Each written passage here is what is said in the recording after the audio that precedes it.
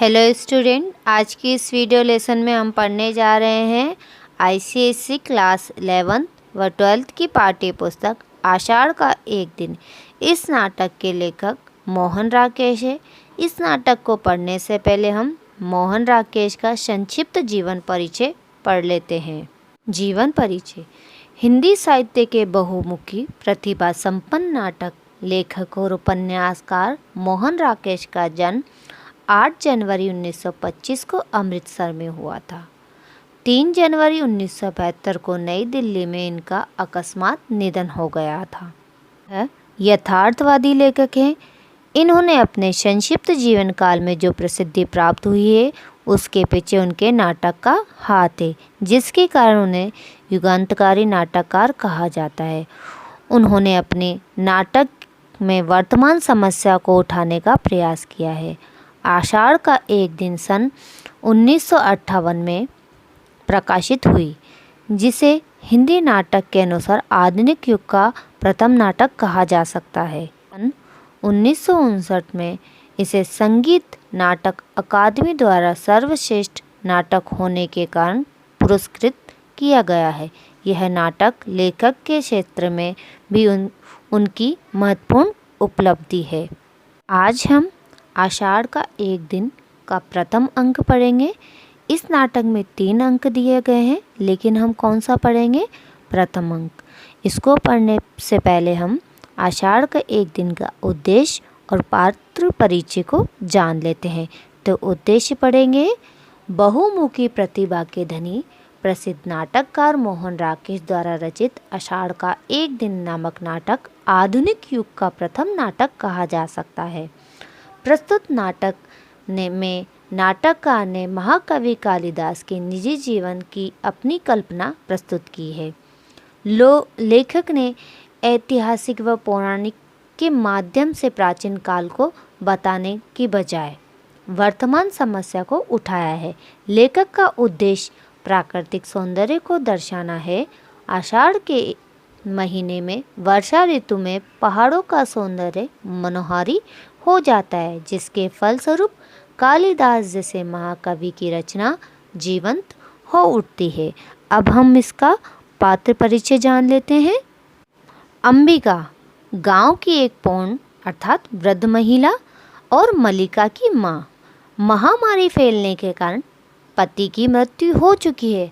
ऐसा है वह निर्धन स्त्री है। अंबिका के बाद में आता है मल्लिका। मल्लिका अंबिका की पुत्री, कालिदास की प्रेमिका। कालिदास नाटक का नायक, कवि सम्राट विक्रमादित्य के दरबारी कवि, कश्मीर के राज्यपाल, दंतुल राजकवि, मातुल कवि मातुल अर्थात यहाँ पर कालिदास का मामा मातुल है। निषेप ग्राम पुरुष अर्थात ग्रामीण, विलोम ग्राम पुरुष, साथ के साथ नाटक का खलनायक। रंगिनी संगनी उज्जैन से राजकुमारी के साथ आई हुई 2 नागरिक जो नाटक केंद्र से जुड़ी हुई है। अनुसार अनुनासिक उज्जैन से आए हुए 2 अधिकारी निरीक्षित हैं। प्रियंग मंजूरी सम्राट विक्रमादित्य की कन्या है और जिसका विवाह कालिदास से हुआ है। तो आइए अब पढ़ना शुरू करते हैं। अंक 1। आरंभ में यहाँ पर रंगमंच का दृश्य बताया गया है। पर्दा उठने से पूर्व हल्का हल्का मेघ गरज रहा है और वर्षा का शब्द जो पर्दा उठने के अंततर यानी बाद में भी कुछ क्षणों तक चल रहा है, फिर धीरे धीरे धीमे धीमे पकड़ विलीन होती जा रही है। पर्दा धीरे धीरे उठ रहा है। एक साधारण प्रकोष्ठ यानी कमरा, प्रकोष्ठ मीन्स यानी कमरा। दीवारें लकड़ी की हैं, परंतु निचले भाग में चिकनी मिट्टी से पोती गई है। बीच बीच में गेरुए से सात्विक चिन्ह बना हुआ है यानी सांतिया बना हुआ है। सामने का द्वार अंधेरी देवड़ी में खुलता है यानी कमरे में खुलता है। उसके दोनों ओर छोटे छोटे ताक है अर्थात आर्या बने हुए हैं, जिसमें मिट्टी के बुझे हुए दीपक रखे हैं। बाईं ओर का द्वार दूसरे प्रकोष्ठ में जाने के लिए है। द्वार खुला होने पर उस प्रकोष्ठ के पीछे तल्प का एक कोना ही दिखता है। तल्प यानी पलंग का एक कोना ही दिखाई देता है। द्वार के किवाड़ के पीछे द्वार का जो किवाड़ है उसे मिट्टी से पोता गया है और उन पर गेरवे एवं हल्दी से कमल और शंख बनाए गए हैं। बाईं ओर बड़ा सा झरोका है जहाँ से बीच बीच में बिजली गूंजती दिखाई हो रही है, यानी बिजली कड़कती हुई दिखाई दे रही है। कोष्ठ में एक और चूल्हा है। आसपास मिट्टी और कांसे के बर्तन सजे कर रखे हुए हैं। दूसरी ओर झरोके से कुछ हटकर 3-4 बड़े बड़े कुंभ यानी घड़े रखे हुए हैं, जिन पर कालिख और काई जमी हुई है। उन पर कुशा से ढककर ऊपर पत्थर रखे हुए हैं, अर्थात कुशा यानी एक विशेष प्रकार की घास होती है जिसको किसी ढकने पर कार्य में लिया जाता है। झरोके से सटा एक लकड़ी का आसन है जिस पर बाल छाल बिछी हुई है, अर्थात शेर की छाल बिछी हुई है। चूल्हे के निकट 2 चौकियां हैं, यानी बैठने के तख्ते हैं। उनमें से एक पर बैठी अंबिका छाछ से धान फटक रही है और एक बार झरोके की ओर देखती और लंबी सांस लेती, फिर व्यस्त हो जाती। सामने का द्वार खुला है और मल्लिका गीले वस्त्र में कांपती सिमटती अंदर आती है। अंबिका आंखें झुकाए व्यस्त रहती है।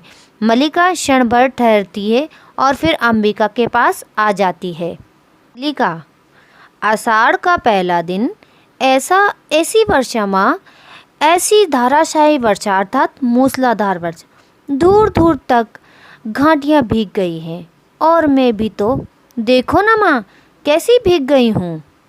अंबिका उस पर सिर से पैर तक एक दृष्टि डालती है, फिर व्यस्त हो जाती है। मल्लिका घुटनों के बल बैठी हुई उसके कंधे पर सिर रख लेती है। गई थी कि दक्षिण के उड़ने वाले बकुल पंक्तियों को देखूंगी और देखूंगी सब वस्त्र भीग गए हैं, अर्थात मैं भीग गई हूँ। उसके केशों को चूमकर खड़ी हुई ठंड से सिहर हो गई थी, अर्थात काँप गई थी।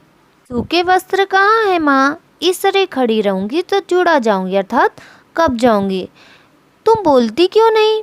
अंबिका आक्रोश की दृष्टि से उसे देखती है, अर्थात गुस्से की नज़र से उसे देखती है।